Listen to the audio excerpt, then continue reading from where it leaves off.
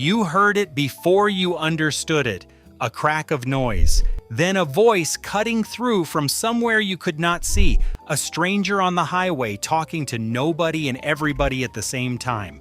Breaker 19. If you grew up in America in the 1970s, those 3 words just did something to your chest that you still cannot explain. Before we dive in, hit subscribe and drop a comment letting us know where you are watching from. Your father brought it home in a box. Maybe it was a Cobra 29. Maybe it was a realistic from Radio Shack, the one in the brown plastic case that looked like it belonged on a spaceship. He set it on the kitchen table, and your mother looked at it the way she looked at everything your father brought home without asking first. But he didn't care. He was already on his back, under the dashboard of the station wagon, pulling wires through the firewall, running coax cable up through the window and onto the roof where a magnetic antenna sat like a silver flag that told the whole neighborhood something had changed. He turned the key, flipped the switch, and the car came alive in a way it never had before. Voices everywhere, overlapping, laughing, arguing, calling out numbers and words you'd never heard in your life. Your father picked up the microphone, pressed the button on the side, and said something into it.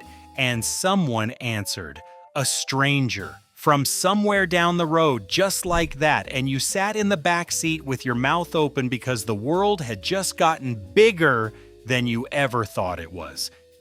You remember the first time you got to hold the mic. Your father handed it back to you on the interstate, probably somewhere between exits, probably because you'd been begging since the driveway. You pressed the button and your throat went dry. You didn't know what to say. You didn't know the rules, so you said the only thing you'd heard on television, Breaker 19, this here's, and then you froze, yahoo, because you didn't have a name, not a CB name, not a handle, and your father looked at you in the rearview mirror and said, well, what do you want to be called? And right there in the back seat of a 1974 Ford LTD doing 62 miles an hour on a highway in America, you became someone. You picked a name that no teacher had ever written on a report card. No aunt had ever called you at Thanksgiving, a name that belonged to the version of yourself that you wanted to be.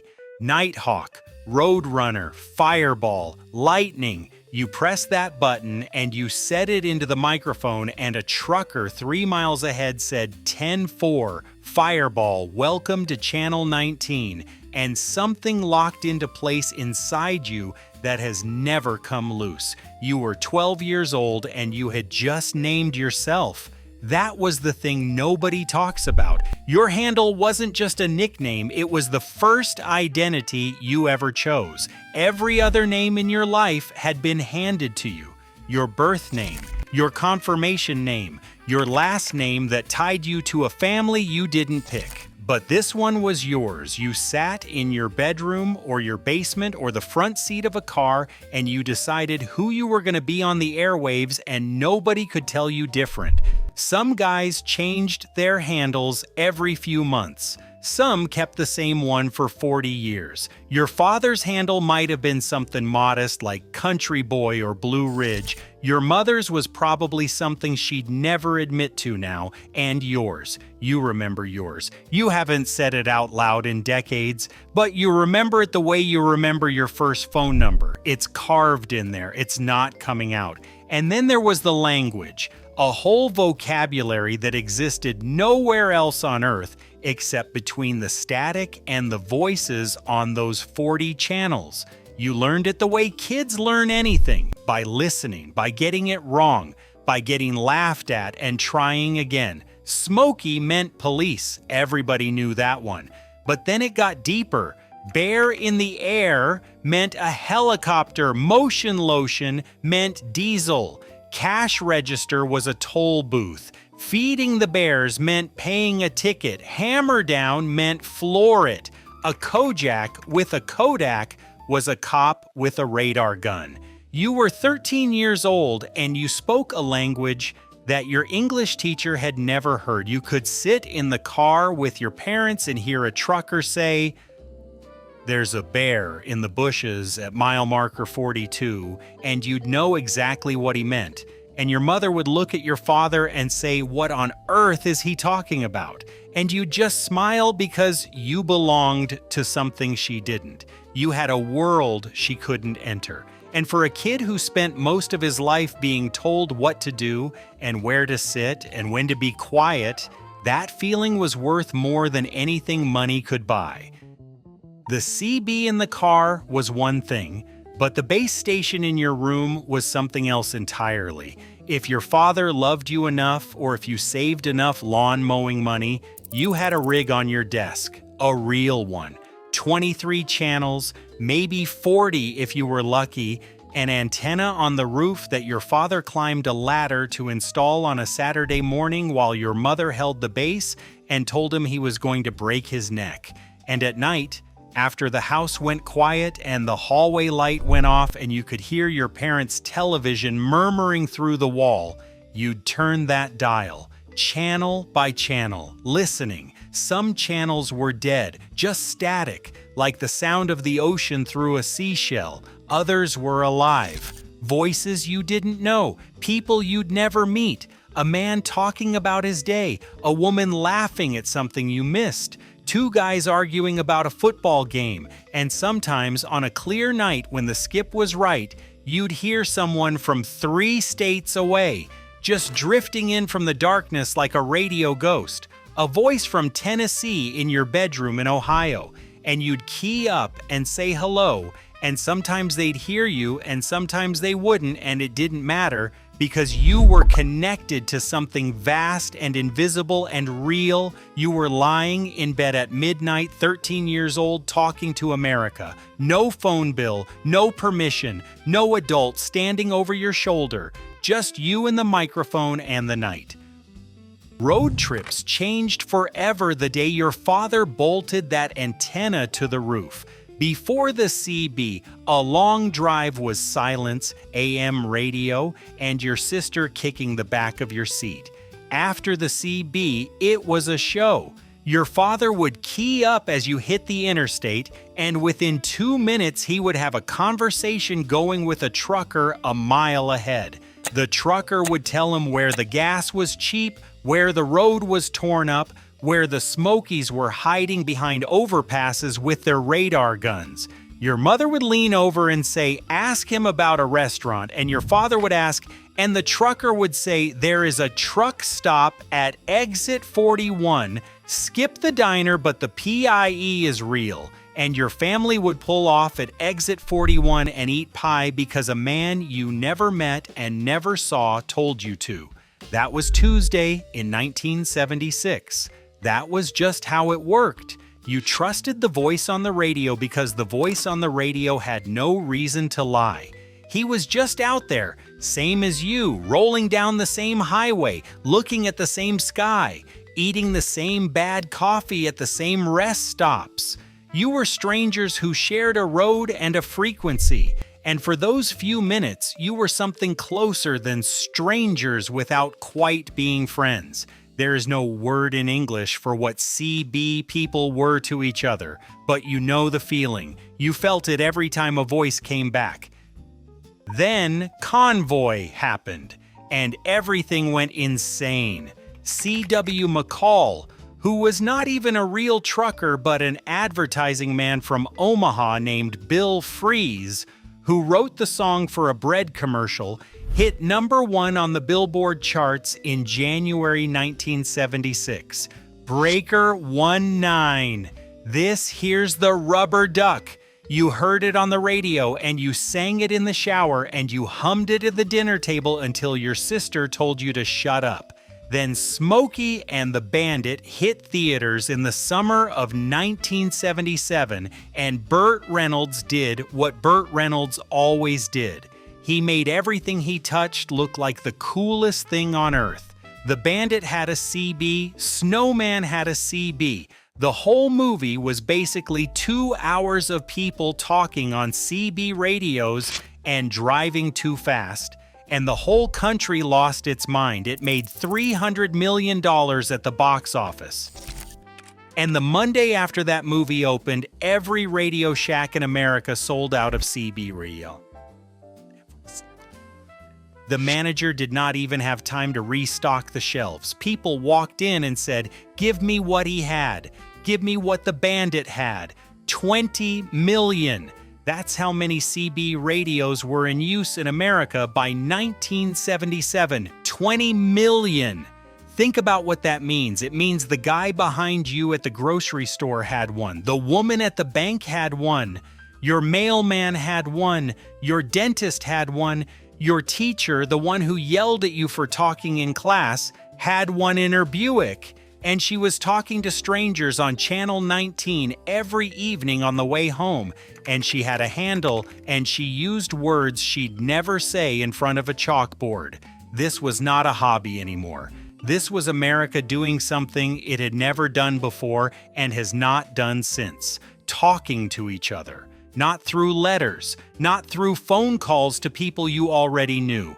Talking to strangers, anonymously, for no reason except that it felt good to hear a voice come back when you put one out. That was it. That was the whole thing. And for a few years in the middle of the 70s, 20 million Americans did it every single day. Nobody tells you about the trucker strikes, the part that made CB radio matter before it became a song and a movie. December 3rd, 1973, the oil embargo had just choked the country. Gas prices doubled. Diesel was disappearing. The government imposed a speed limit of 55 miles per hour on every highway in America. And truckers, the guys who got paid by the mile, watched their paychecks shrink overnight.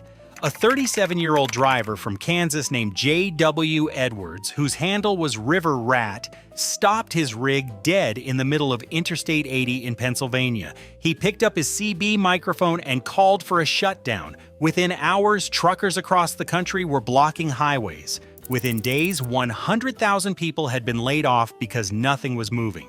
The CB radio wasn't a toy that week. It was the most powerful communication tool in America. More powerful than television, more powerful than newspapers because it was instant and it was everywhere and nobody could shut it down. The government couldn't unplug Channel 19, they tried to ignore it. But you can't ignore 1,000 trucks parked across a highway, and then Red Sovine recorded Teddy Bear in 1976.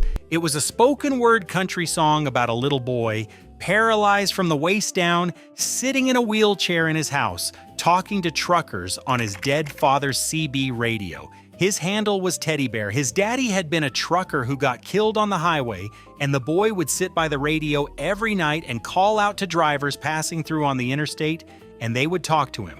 They would slow down when they passed his house and blow their horns, and he would wave from the window. The song hit #1, and grown men, the same men who drove 18-wheelers through ice storms and didn't flinch, pulled their rigs to the side of the road and sat there with tears running into their beards, because they had heard that song come through on the same radio they used to dodge speed traps. That was what CB radio could do. It could reach into the chest of a man who hadn't cried since his father's funeral and pull something out that he didn't even know was still in there. It didn't end with a bang. There was no last broadcast, no sign-off. What happened was simpler and sadder. Too many people got on the radio. Channels that used to have conversations started having noise. People who didn't know the etiquette, who didn't care about the culture, who just wanted to shout or curse or play music through their microphone, filled up the airwaves until the people who built that world couldn't stand to listen anymore. The FCC expanded from 23 channels to 40 in 1977, but it didn't help. It was like adding lanes to a highway that was already full of people who didn't know how to drive. The old-timers drifted away. The truckers started using their CBS less. The boxes went into closets. The antennas came down, and one afternoon, without planning it, you turned yours off for the last time. You didn't know it was the last time. Nobody ever does. You just got busy. You had a job. You had a car with a tape deck that played music louder than any CB ever could. You had a phone in your kitchen that connected you to people who already knew your real name. The Cobra sat on the shelf in your closet behind your high school yearbook, gathering the same dust as everything else you used to love. The antenna stayed on the roof for years. Your mother asked your father to take it down twice. He didn't. Maybe because he forgot. Maybe because he wasn't ready. Then, cell phones showed up in the 80s and finished what the noise started. Why talk to a stranger on Channel 19 when you could call someone you actually knew? The answer to that question is obvious to anyone who never had a CB, and heartbreaking to anyone who did, because calling someone you know is not the same thing. It was never the same thing. The whole magic of the CB was that you did not know who was going to answer. You sent your voice out into the dark, and the dark sent one back. That is not a phone call. That is something closer to prayer. There is a channel 19 right now. It is still there. The frequency still exists. If you went to your attic and pulled out that old Cobra and hooked it up and ran an antenna and turned the dial to 19, you would hear something, probably static, maybe a trucker out on the interstate, one of the last ones still carrying a mic. Maybe nothing at all, but the channel is there. It is waiting. The way an empty room in a house you grew up in is still a room, even after everyone has moved out and the furniture is gone, and the only thing left is the shape of the space where things used to be. You had a handle once. You might not have said it in 30 years, 40 years, maybe longer, but it is in there, right next to your mother's phone number and the name of your first dog and the smell of your father's car on a summer night with the windows down and the CB crackling on the dash and a voice coming through from somewhere up ahead saying, "Breaker 19, you got your ears on," and your father picking up the mic and answering back, 10-4, good buddy, we got you loud and clear. You were in the back seat. The highway was wide open. The sun was going down. And for a little while, the whole world was talking and everybody could hear. What was your handle? We would love to hear it. Drop it in the comments.